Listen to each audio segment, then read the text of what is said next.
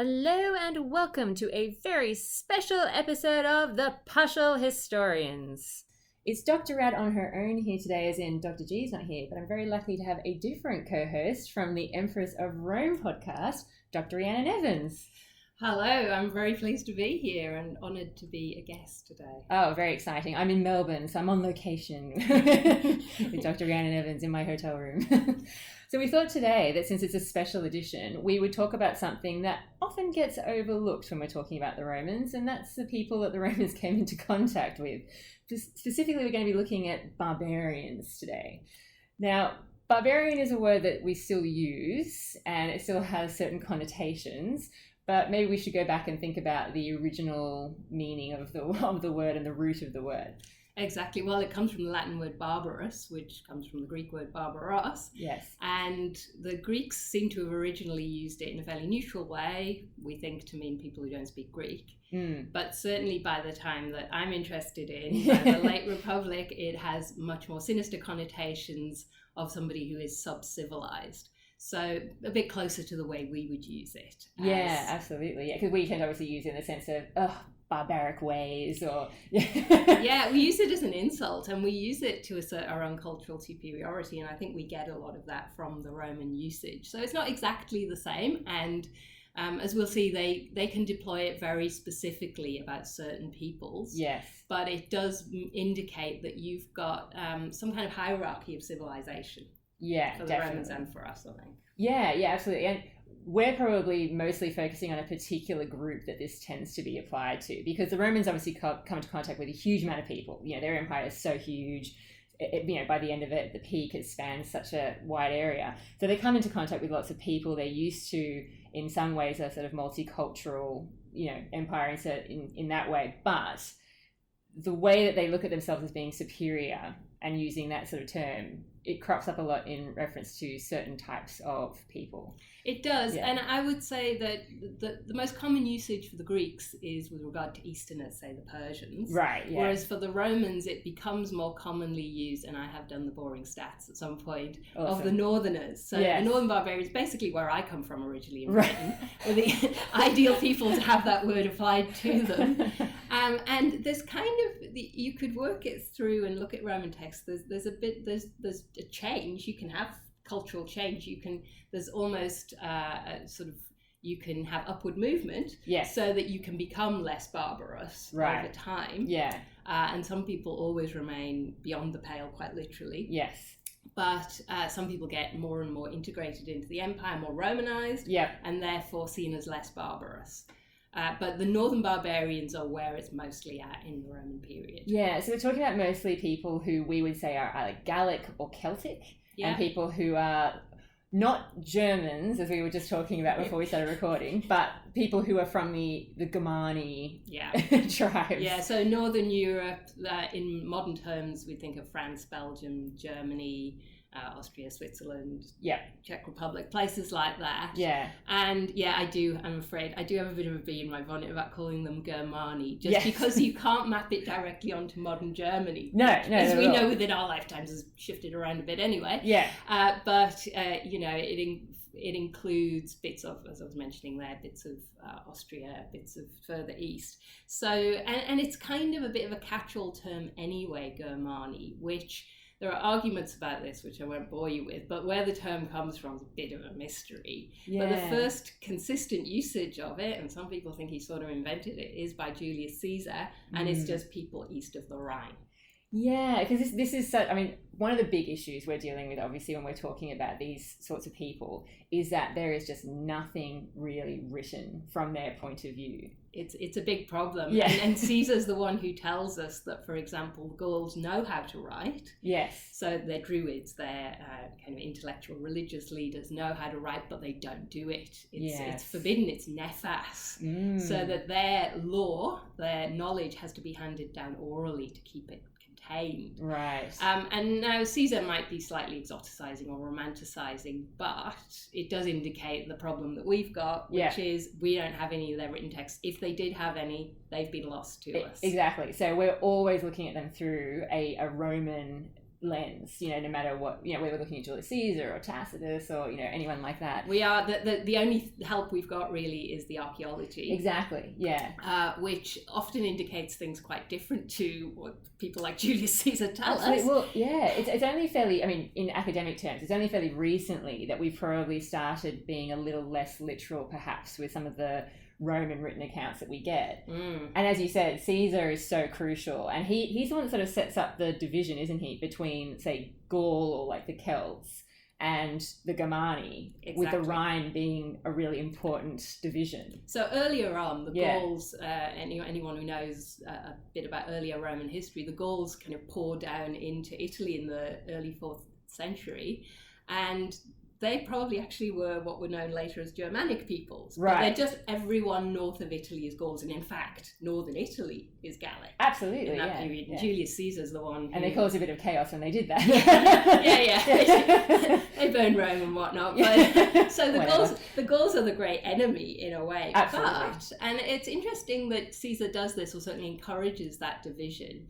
And some would say quite strategic and useful to him, because he conquers the bit that is west of the Rhine. Yes. And to separate out as a different people, and I would say a people that he doesn't say it in so many words, but they're kind of not worth conquering because they are more barbarous. Absolutely, yeah. That's a useful division for him, which I'm not an archaeologist, but what the reading I've done on this suggests that there is Celtic culture on both sides of the Rhine. Absolutely. And it's much more of a transport pathway than a strict division. Absolutely, yeah. And some of the stuff that I've been reading up on, because this has never been a particular focus of mine, but reading up on it was really interesting that, as you say, they're talking about it's really as there's more contact with Rome that we start to see change in the cultures, both east and west of the Rhine, because they're obviously engaging in things like trade, but also they're moving around, they're shifting where they live in relation to Rome.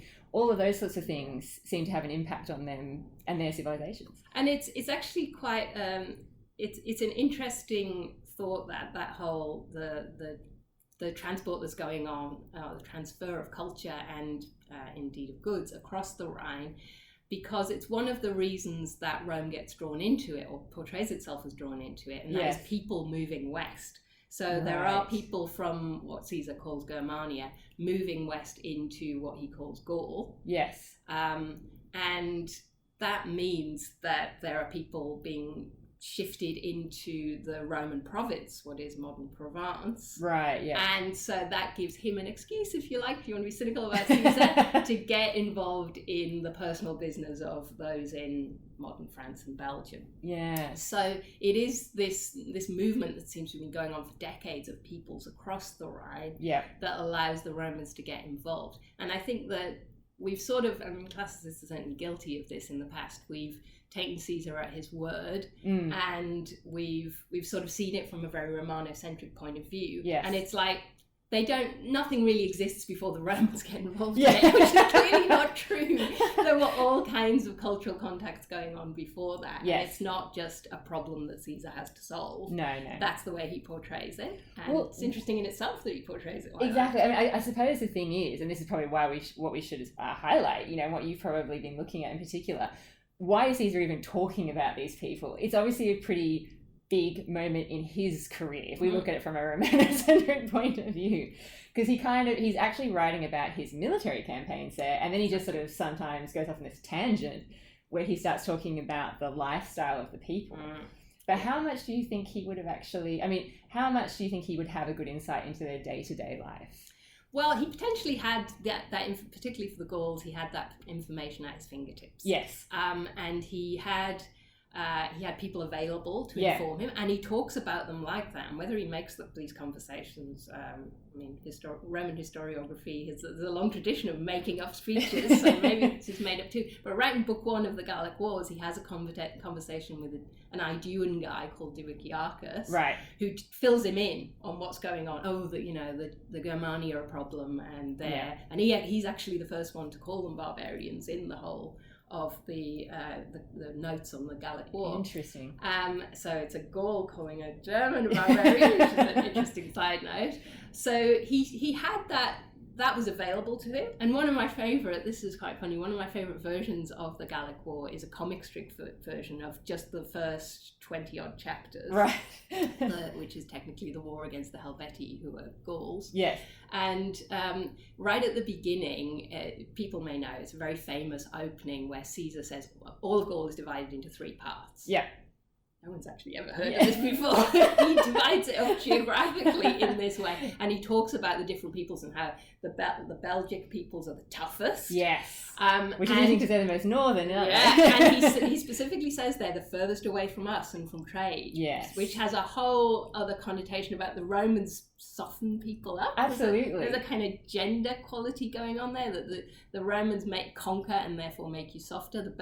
The Belgic peoples are tough because they have daily contact with the Germani over the Rhine. Exactly, yeah. There's some kind of weird distance, proximity, culture equivalence going on there. Yeah. But then he's, in this version, this comic strip version that I've got, which I used with my students sometimes, it's slightly simplified. Yeah.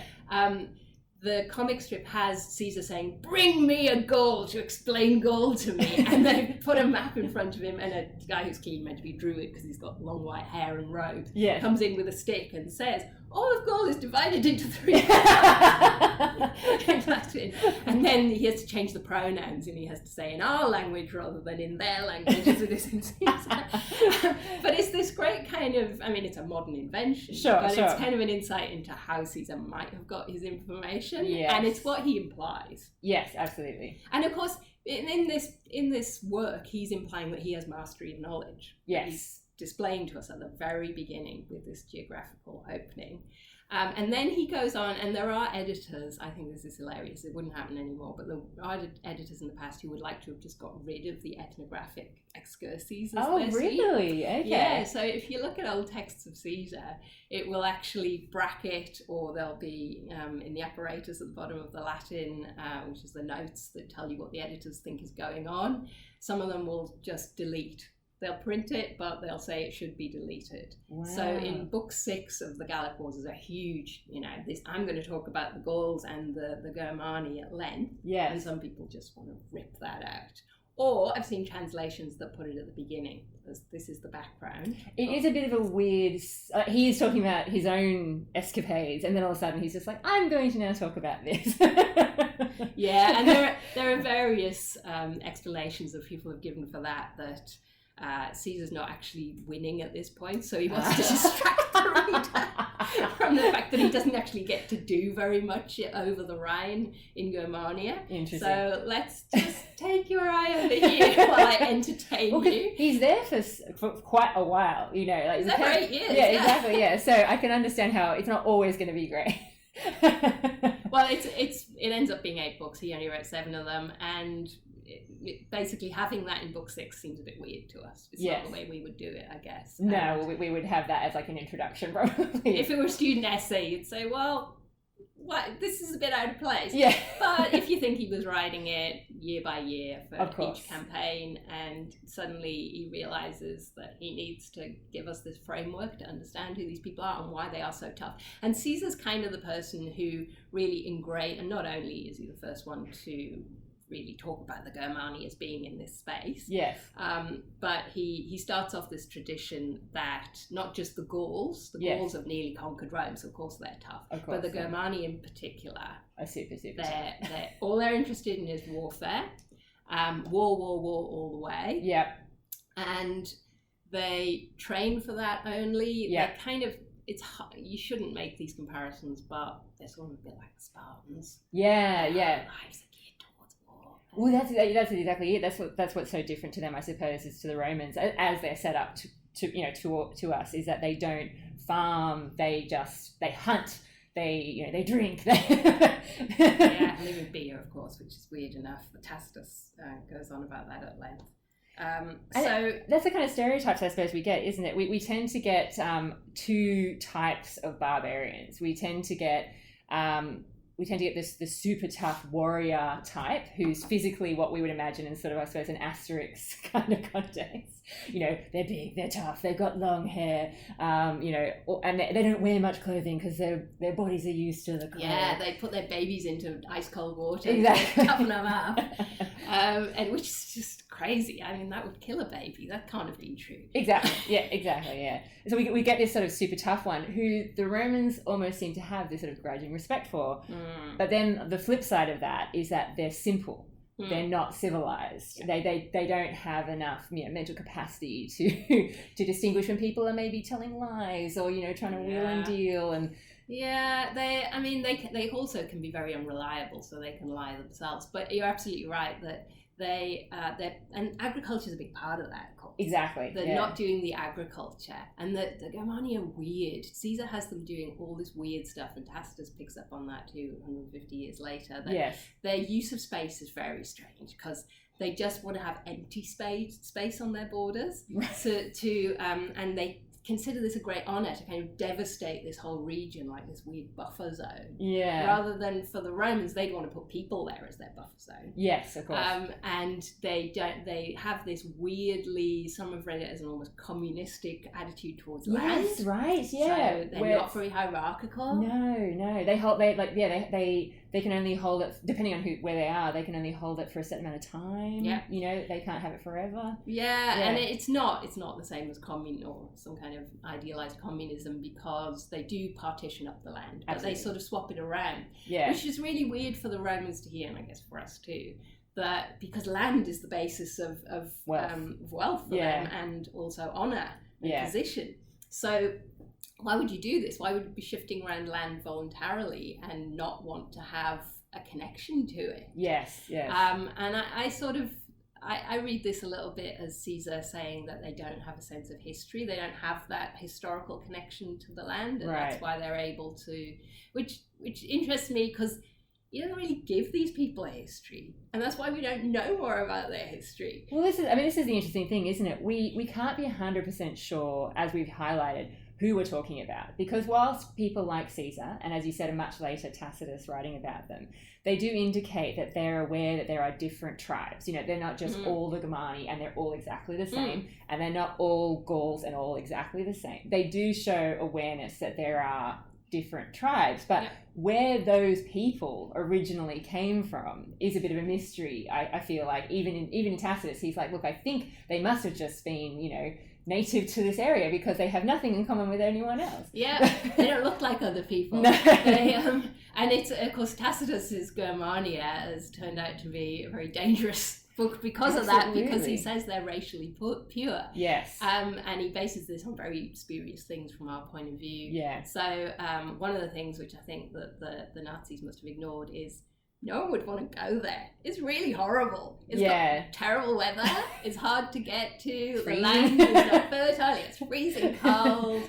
I guess he's right that the parts of Europe get colder in winter than Britain, but he makes that comparison. It's colder than Gaul, it's colder than Britannia. Yeah. And he's basically saying they all look alike. They're strange. He gives them a sort of origin myth. Yeah.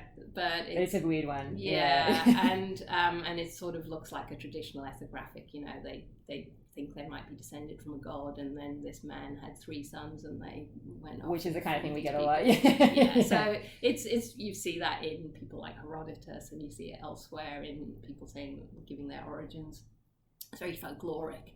And then he just kind of he consolidates that idea that there's someone different. Yes, absolutely. Well, I suppose this is the interesting thing. I mean, Caesar, as you say, is really our first big text that we have that survives. We know that there were people who were writing a bit before Caesar that Caesar might have used, but they don't really survive in any meaningful way.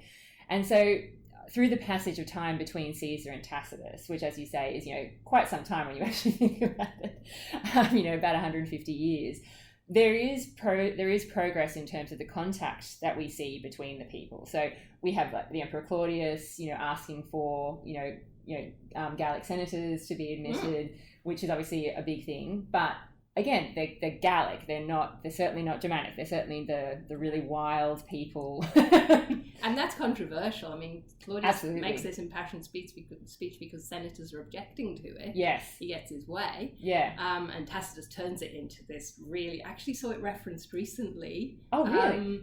In a newspaper article. I can't remember. Oh, about the immigration. Yeah. And it has kind of contemporary relevance. Yeah. That Claudius appreciated that this multiculturalism was a strength, and that you should actually admit people into positions of power. But it's always the Gauls. You're absolutely right. And Tacitus in the Germania, he has this digression in a way. About 2/3 of the way through, where he says his work is, this is what the Germani are, all of them, and then halfway through, oh no, but there are these different tribes, as you say, different peoples, they break up in this way. And halfway through that, he gets to one particular group called the Suebi, who are really prominent in all of these texts about the Germani, and they're really tough. And he says, look, these people, we just kind of have no chance with. And then he says, we've been trying to conquer the Germani for 150 years, from Julius Caesar up until now. And he says, this is how long the conquest of the Germani has been going on. He talks about it in that kind of present continuous, well, actually historic continuous. That it has been happening, and what he's implying is it's not ending. Yeah, because there's little snippets, like the interesting thing of the Emperor Caligula, who was obviously reigning just before Claudius, having the Germanic bodyguard who went around and caused chaos when he was assassinated, because they would see random senators with blood on their togas from sacrificing and just kill them because they thought they were part of the conspiracy. But they're certainly not integrated in the same way that we see that the contact between the Gauls and the Romans is a bit more of an integration happening. Yeah. But the difference between obviously Tacitus, who's writing about the process which is still going on, is that unlike Caesar, as far as we can see, Tacitus probably didn't have first-hand experience, and yet he writes this text, called the Germania, all about these people. And I suppose if we're reading between the lines, the interesting thing about Tacitus's work on these people is that some people have read it as being something that he wrote in a way to sort of criticize the Romans of his own time. Yeah, I think you can say that about most of Tacitus. Yeah, that's true. He's never happy with the people of his own time. I think, I have a horrible feeling that's why I love reading Tacitus. Me too. Because he's so unhappy, and so, he's unhappy about women, and so actually, while I'm enjoying it, I'm thinking, oh, what a sexist he is. Absolutely, all Romans are sexist by our terms. But it's the fact that he can express so well his dudgeon about where Rome is now. Absolutely. And really make it's almost borderline funny just how angry he is. Absolutely. Despite the fact that at the start of his major work, the Annals, he says that he's going to write without anger. Never was a bigger lie told. No, it's such rubbish. And the Germania was published in 98 CE, which is 2 years after Domitian had been murdered, the much hated Domitian, who Tacitus elsewhere much more explicitly has it in for. Yes. And he, in the Germania as well, he uses the Germani to have a go at Domitian exactly at the end of this specific chapter, chapter 37, where he says more recently we've had fake triumphs, basically. Yes, because Domitian did have some campaigning in And actually what we should remember in all of this is that bits of land along the Rhine had been integrated, and it was sort of fought for and lost, and they were always sending troops over there, and sometimes they'd lose legions, and so there's always a bit of conflict going on along the Rhine. Absolutely. And that's one of the reasons it's not surprising that the emperors have a Germanic bodyguard, is that there'd be mercenaries and there'd be these interchanges going on. We even see burials, don't we? With and not in Roman territory, as in what would still be unconquered territory. We have burials, don't we, with men who are being buried with Roman weapons, which would seem to imply that they must have served as auxiliaries and then gone back home after serving. which is really interesting and important, and it's something that we don't get much of a sense of from the literary text. No. So it's something that really useful that archaeology can tell us about what's going on a day-to-day, ordinary basis. Absolutely. That we wouldn't otherwise know about, because people like Tacitus draw up these lines that are just, they're very, you can map that onto a map, and it looks like that is the extent of our territory. And I suppose the Romans were quite keen, weren't they, on using natural boundaries, which makes sense. Like, I mean, the Rhine obviously is a great natural marker of this is the end of our territory, and attempts to conquer beyond that have been pretty disastrous for the Romans. To the point where they might have lost tens of thousands of soldiers. I'm looking at Augustus Dr. G. Here. Very, very notably. So it has been this contested territory. But as you say, I mean, Tacitus is writing after an emperor who's had some campaigning there, but he wasn't keen on the emperor, and he's keen on showing him to be a poor leader in multiple ways. And a lot of the things that he draws our attention to, as you say, I love him so much, because in drawing our attention to certain aspects of barbarian culture, he's showing us actually what he thinks Rome is up to. By saying things like, talking about adultery, and the standards that women are held to. Well, the way that the Romans talk about barbarian women is really interesting, and that's one of the most interesting passages. So that's around chapter 18 in the Germania, if people want to go look it up, where he says, and it's so sententious, so rhetorical. He says they don't need laws for adultery. Exactly, I love it. And we do. Is what he means. And yet we still break them more than they do. Exactly. And I know that you concentrate a lot on the position of women in your podcast, so your listeners are probably very aware of the Romans having these marriage laws. Yes. Which I think, as far as we can tell, were very ineffective. Oh, absolutely. How do you police that kind of stuff? Exactly. And it's crazy. And the only two occasions we know that it was put into place with Augustus' daughter and granddaughter. Again, Dr. G, I'm looking at you. But Tacitus, there's been some work that suggests that Tacitus is making these people noble barbarians here. Exactly, and it's his construction of the women that really kind of marks into that. And he's got a little bit of a track record with Caesar doing this too, with regard to women, because Caesar talks about them being chaste until they're at least, I think it's 20, and that they think this makes them stronger in their bodies. Yes. But Tacitus goes much more into the position of women there, and the women are really interesting because they appear on the battlefield. Yes. They're not warrior women, they're not Amazons, but they're kind of on the sidelines, like cheering them on. They make me think of women as the footy, but also kind of telling them when it's not going well, you better get back out there. And he says they're kind of a reminder of what you're fighting for. Exactly. You're fighting for your homes and your heart. Yeah, and we might get captured be made slaves or whatever, or be violated. Which obviously. Not in the same context, but in a something that's supposedly a similar culture. What we look at with Boudica and her daughters, in Britain, who supposedly, her daughters were violated, or she was violated somehow, whether they were whipped or raped. It's not clear, but that kind of thing obviously happens even to people who are high ranking in their own society. Exactly, and of course our best source for that is Tacitus as well. So this is something that's on his mind. I think that women can rise to prominence, and this is a comment on Roman women rising to prominence. He seems to portray barbarian women being in these positions as much more positive, as opposed to his attitude towards people like Livia or Agrippina the Younger. Where he portrays them as meddling and dangerous, and having much too much to do with freedmen, and they're often adulterous. Livia isn't, but others are, and he's matching this up against women who are, from his point of view, behaving correctly. It's still weird. It's very weird. I suppose you do get people going along with their husbands, and I'm thinking here of Germanicus and Agrippina. But that's fairly rare, and that's portrayed in a positive light.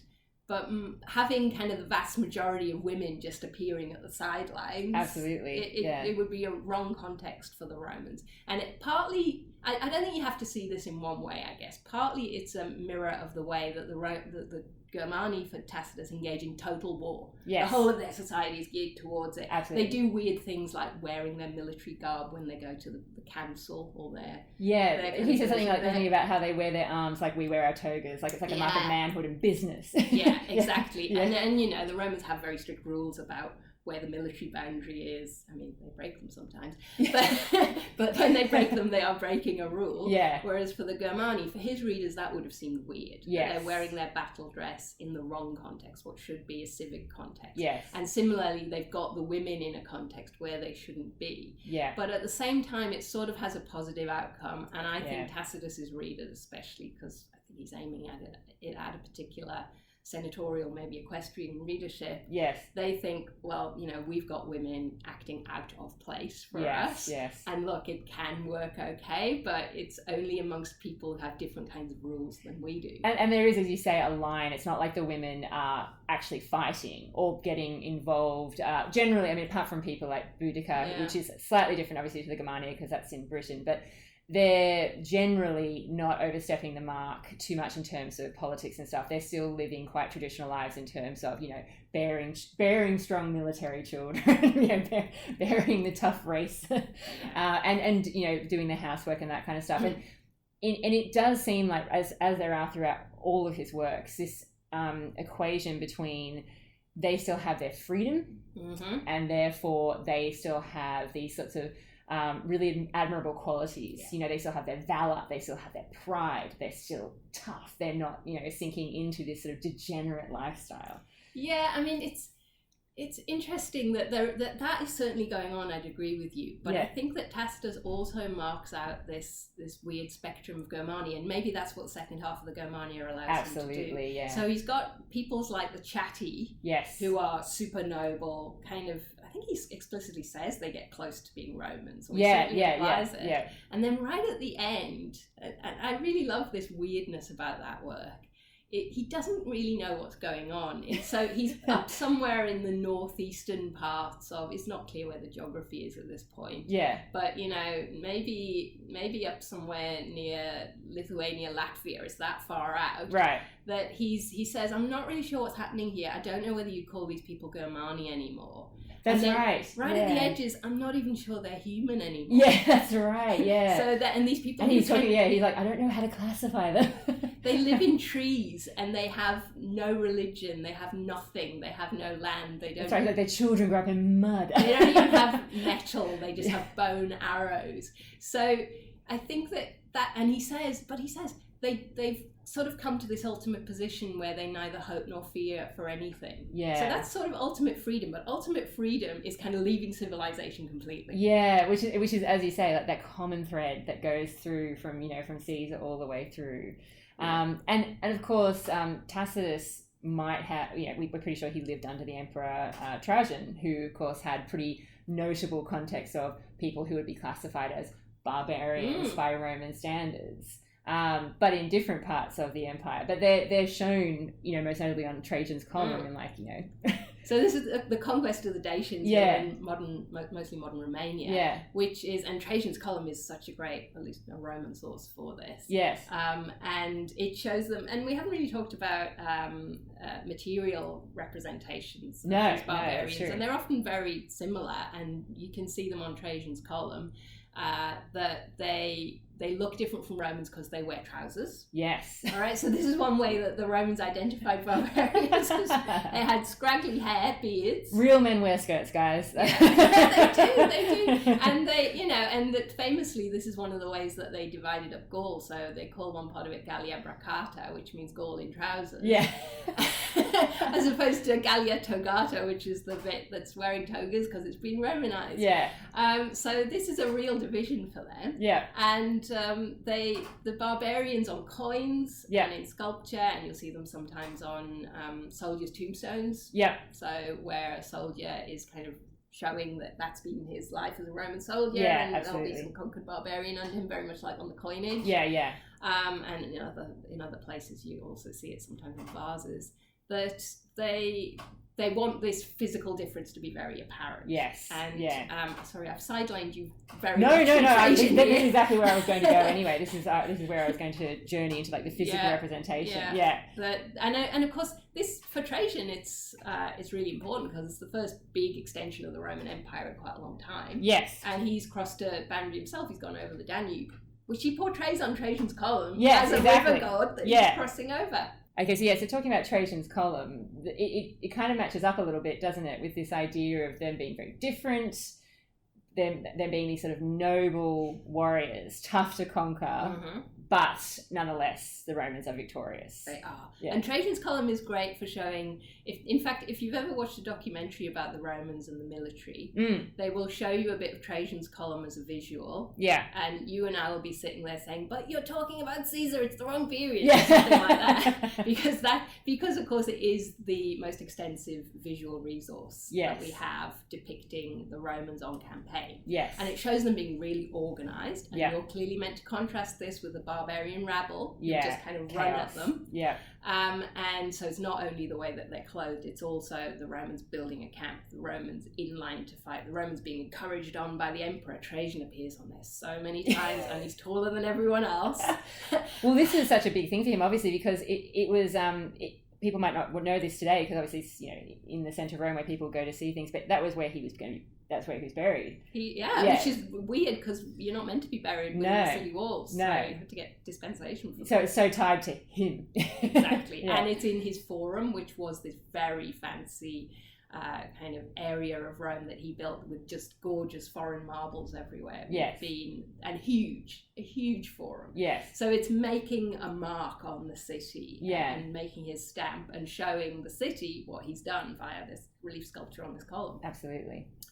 And I suppose the interesting thing about things like Trajan's column or coinage showing Roman conquests and campaigns and that kind of thing is that this is probably how most people would actually have any sort of perception of who the barbarians were, whether they were Dacians or the Germani or whoever, because most people wouldn't be, kicking back and reading Caesar's, accounts or reading Tacitus even. No, well, there were probably public readings, but it's still ephemeral. Yeah, exactly. And books are really hard to come by, so even if you could read, how often are you going to have access? Exactly. So you're quite right. This is where, and even today, this is why what you put on a coin is so contentious. Yeah. Or on a banknote, because this is what passes through everyone's hands, and they see that. And so this is, exactly, those stereotypes get they made concrete by this. And the emperor who comes after Trajan, Hadrian, he has a group of sculptural representations of the provinces set up in the kind of base of a temple, which is, I think now Rome's stock exchange has been built into it. It's some kind of financial institution. And so that's these would be massive sculptural representations. Because one of the things about Trajan's column is there's a big question about quite how visible it would have been. Right. It's very tall, it's over 100 feet, and this goes round and round. It goes round and round and round like But it's so tall, you wouldn't actually be able to see the top, would you? The very top, which is kind of a shame because the top is one of the most moving parts of it, where you just see these farmers presumably being moved off their land, and it ends, obviously the end of the scroll kind of goes down to this tiny little triangle that is hard to fit figures into. Yes. And I think there's a sheep and a goat and a cow, probably the other way around because the cow would be biggest, and the people just being moved off, which tells us that we think of the Romans as this kind of hardened military machine, but they were capable of recognizing the damage that was wrought onto ordinary people in the process of conquest. I mean, it didn't stop them. No. They sympathize. Well, I mean, that's the sort of catch-all, isn't it? When they look at the barbarians with the kind of stereotypes that they do, because they are these sort of noble savages who have qualities that the Romans admire, and they kind of see as being qualities that they used to have or should aspire to have, then they do kind of feel sad. And it's there right from Caesar. He talks about how the Gauls used to be what the Germani are now. They used to be tougher. Exactly. He talks, and Tacitus very much buys into this, and others do it. We've been talking as if Caesar and Tacitus are the only people who do this. There are others, but they're the ones they're the main ones. But they all seem to buy into this kind of narrative of decline for the Romans. Yeah. And something they almost can't help it, but they're pushing it onto the conquered as well. So they get the benefits of civilization, which I have to say throughout most of the history of classics is largely what we've emphasized. Yes. Oh, look, what did the Romans do for us? Exactly. But the Romans themselves see it as a delicate balancing act where you make these people weaker. You take away the thing you actually admired about them. Yeah. It always makes me think of that scene in Gladiator, right at the very beginning, where Maximus, who's the general fighting for Marcus Aurelius, who did also have some pretty notable campaigns, against the... And a column. And a column, exactly. A column showing conquest against the Germans. Slightly less sympathetic than Trojans, but still there. And when the various tribes come out, with the head of the Roman messenger who they've chopped off, and they throw it at the Romans, and one of Maximus's subordinates says, people should know when they're conquered, and Maximus says, would I? And you can kind of see that he's got that sort of Roman sympathy in a way for these tough people fighting for their freedom. Yeah, I mean, it's often seen as the best scene in the film, isn't it? That Absolutely, opening scene, which shows that pitched battle, and it really encapsulates a lot of what the Romans think. You don't do that to an ambassador, to a legate. No, you don't. No, they are inviolate. Yeah. So the barbarians don't know the rules. In other words, absolutely, they need to be taught those rules. Yeah. But at the same time, it's not surprising that they fight for their freedom. And Roman texts, historical texts, are full of speeches, very eloquent speeches made by barbarian leaders. Yes. Talking about how they're fighting for their freedom. And the most famous one is in Tacitus, in his work he published around the same time as the Germania, the Agricola, where he has this, we would think of it as Scottish leader, Calgarcus, who says, right at the end of the speech, he says the Romans, they bring destruction and they call it empire. Absolutely. So they ravage, and then they kind of put it under this nice name of empire, but actually what they're bringing is destruction. Yeah, and in that speech, he highlights, look, what are we doing? Why are we supplying them with all these goods? Why aren't we looking out for us? Yeah. We've got Roman soldiers in our midst who are miles from home. They have no family. They've got nothing to fight for. This is our land. This is our lifestyle. This is our freedom. What are we doing? It's a great speech, and yet it's written by a Roman. Yes. I mean, he would have had no idea. We don't even know if Calgarcus exists or whether he made him up. This is, as we alluded to before, I mean, one of the most famous female military figures in Tacitus is Boudica, who's also a Briton who, I mean, again, it's a bit unclear, and Tacitus himself is a bit unclear on the relationship between these people, but they agree there seems to be some sort of cultural tie between the Celtic people that the Romans have already had contact with, and then the Celtic people they find in Britain, or some of the tribes they find in Britain. Well, Caesar makes that quite a firm bond, because he says, quite surprisingly, that the Gauls go to Britannia to get their druidic knowledge. Yes. Which is very mysterious, and, as he says, they don't write it down. But Britannia is the kind of, it's the place you go to university to learn about this stuff. Yeah. So even though the Britons seem to be a bit less civilized, I mean, they think of Britain as being this, they call it Ultima, the furthest away. Yes. The fact that Caesar goes there is a big deal. Absolutely. He doesn't conquer it, but sea. Getting there. Yeah. He calls it crossing ocean. The Romans think of the English Channel as ocean. Yeah. It's only 22 miles. It's not the Rhine, so. Yeah. So it's a big thing for Romans to be there, and this is why Claudius is so interested in his mark by conquering southern Britannia. But so it's not surprising that you get weird things like female warriors there. Although you're right that Boudica's in a strange position because her husband had been the king. Yes. The leader of the army, and it's when he's killed that she takes over. She takes over. Yeah. So, but then we do hear of other female leaders, like ones who were more collaborating with the Romans, don't we, as well? So it's an interesting thing, but we see so much variety in the little tidbits that we get, and in some of the tidbits that we get, there are some really what we would classify in our language these days as barbaric practices, as in sort of cruel and unusual things. Like there's mention in some tribes of cannibalism, human sacrifice. And that's some of the stuff that really shocks the Romans, isn't it?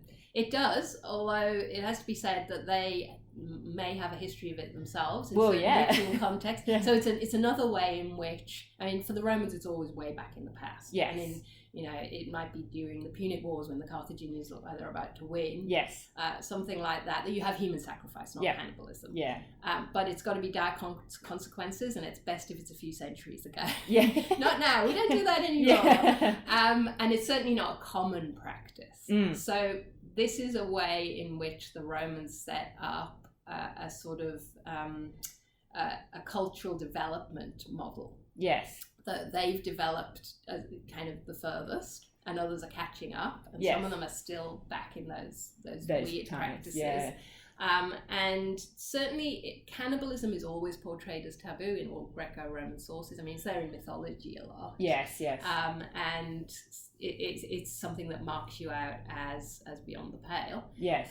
Even if it is for any kind of ritual context. So in ethnographies, you see it in the furthest regions of the world. Right. And not consistently. So sometimes it'll be in the bits of Africa they don't know much about. Yeah. Often it's in the far northeast with the Scythians around there. Yes, and there's some people say there's a tribe called the Androphagi, which is the man-eaters. And Strabo puts it in Ireland. Right. But that's an outlier, and nobody else I know of does that. and he says they're incestuous too. He clearly knows nothing about Ireland. So there's cannibalism is the real furthest reach, but human sacrifice can be there as a kind of extreme ritual. Right. And it's something Caesar gives to the Gauls as a present. It's part of that ethnography where he's talking about their practices. He says that they sometimes build a big wicker framework of a man. Oh, right. So this is like the film The Wicker Man. Yeah. Set in the far northern Scottish Highlands, I think.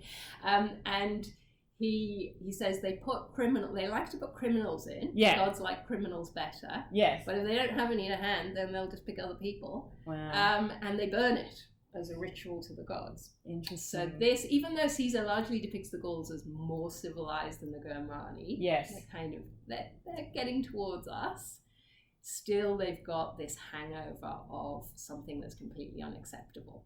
It's so interesting, though, isn't it? As you say, when we think about it as being a Roman-centric sort of way of looking at things, in that they have obviously gladiators and blood sports, and they, when things have been going bad for them in the past, and they're not too distant past, they have buried vessels alive as a way of restoring the balance. So it's weird that they have that. But I think it is all very much about what you are accustomed to and what you will accept, and not really think about well. I like to think that because it wasn't happening all the time, the burial of a vestal would still seem like something quite extraordinary. Absolutely. But it's technically there as a tradition, I suppose, as precedent. Yes, or precedent you think has happened. And the Romans are big on precedent. Yeah, very much so. And of course, gladiatorial games probably come out of ritual themselves, but they've been politicized by the time we have many by sources. people like Caesar. Very much so, as kind of popularity context. Yeah. So they've shifted their meaning a little bit, and this would be a different podcast episode. Yes. But the Romans don't very much question the games or the violence of the games. No. It's there a little bit, but it's in a very philosophical context with people like Seneca. Yes. And mostly it's accepted that this is the Roman practice. Absolutely. This is what we've given to the world. And again, there's been suggestion that it's to do with encouraging, those sorts of ideas of conquest and military valor and that kind of stuff, which is obviously something they prize, and it's what they prize in their enemies as well as in themselves. Absolutely. Yeah. So it's putting courage on display. Absolutely. What could possibly be wrong with that? Yeah. But there are certain boundaries as to what's acceptable, and the barbarians do those unacceptable things, I think, to show you where the boundaries are as much as anything. True. It's a reason to write about it and tell people about it. Yeah. So we know we don't do this kind of thing. Look, we're at this particular level of civilization. Absolutely. And I suppose the interesting thing, we've been talking so much about, the Romans introducing in particular this attitude of we are civilized and they are not. It's so interesting that one of these texts, Tacitus's Germania in particular, as you alluded to before, it was overlooked for a long time after the sort of decline of the Roman Empire in the West. But then in the 15th century, it's rediscovered, like so many of Tacitus's works, and I'd be so devastated if they had actually been destroyed.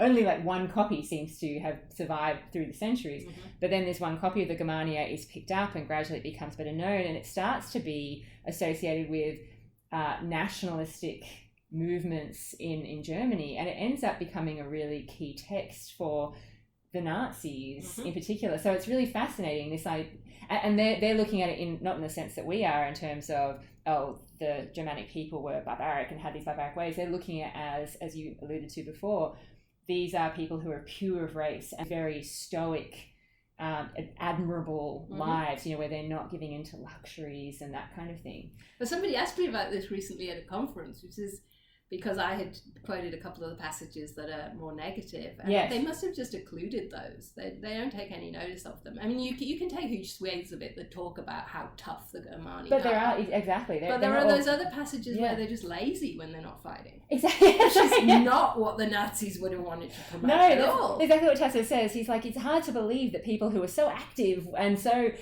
keen on war, when they don't have anything to do, they just sit around and booze. Yeah. I mean, it doesn't go with that whole, work is your life, your Arbeit macht frei kind of initiative. And I associate maybe more the Italian fascists, but I think probably the Germans too. Yes. That the work and discipline is the way forward. Yes. That's not. I mean, Tacitus uses that word freedom, libentia, and in licentia as well, which is a kind of diving into a negative version of that, where you just get to do what you want. Yes. You've got license, literally. Exactly, yeah. As one of the characteristics of the Germani. So they were very much cherry picking that text. Absolutely. It's just so fascinating. I find that, something that was written about these barbaric people by Tacitus's definition, who he'd probably never seen, and he relied very much on accounts of other people, has ended up having such an impact on the 20th century. Well, I think it's a really important indicator as to why we have to be very careful about how we treat these texts. Yes. And we have to explain the context for these texts to people. Yeah. So that, we know now that so much of classics is being taken out of context and just repurposed for whatever ideology wants to use it. Yes. And the Germania, I think Tacitus would have been amazed that text was useful in that way. I agree, not only because he doesn't see them as wholly positive by any means, no. but also that stuff about racial purity at the beginning, that's in no way particularly positive to the Romans. No, he's just trying to explain, roughly where on earth these people came from, who do apparently look physically quite different, to the people you see walking around the forum. But for the Romans, and some people think it's been overdone talking about how multicultural they were, but it's absolutely true. And their own origin myth is just ragtag people coming in from elsewhere, and they just all bond together. That's such a good point, actually. When we're talking about,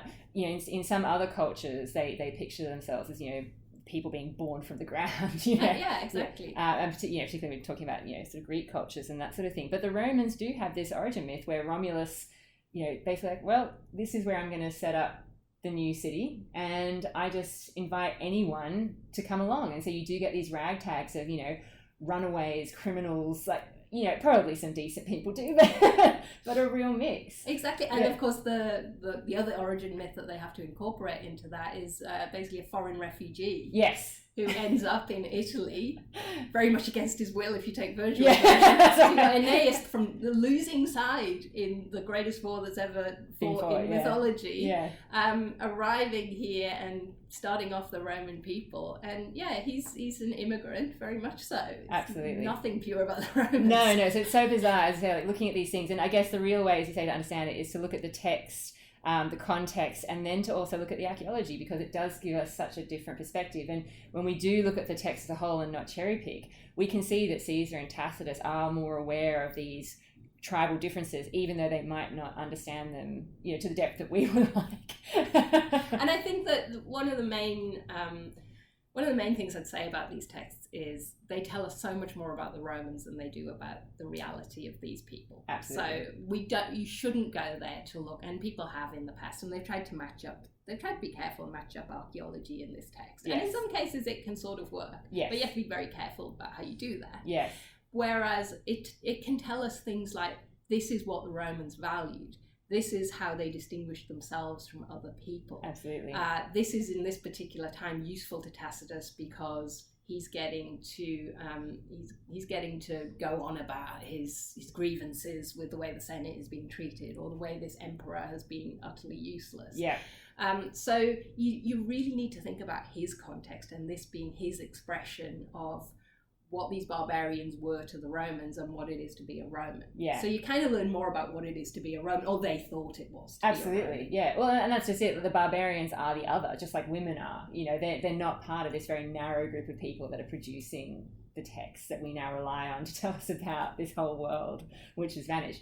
And of course, not that this is yours or my specialty, so we won't go into it in a huge amount of detail, but of course, in the later times of the Roman Empire, the barbarians play a pretty central role in terms of being integrated into the Roman Empire in a way that I don't think Caesar would ever have imagined, in terms of, you know, being given territory to live in, becoming involved in the military, and then eventually in politics at a really high level. Yeah. So you're going to get these people becoming emperor. Yeah. Eventually, and of course, then they will more or less end the Roman Empire, or at least its basis in Italy. Yeah. So they are going to play a much more important part, and some people have seen this as a process. In a way, it comes full circle, because if we start with Caesar, he gets involved because people are moving west. Yes.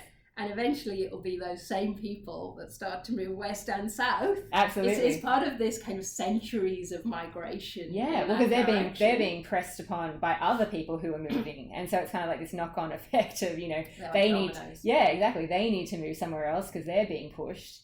And Rome is so huge, of course it's going to push into the empire.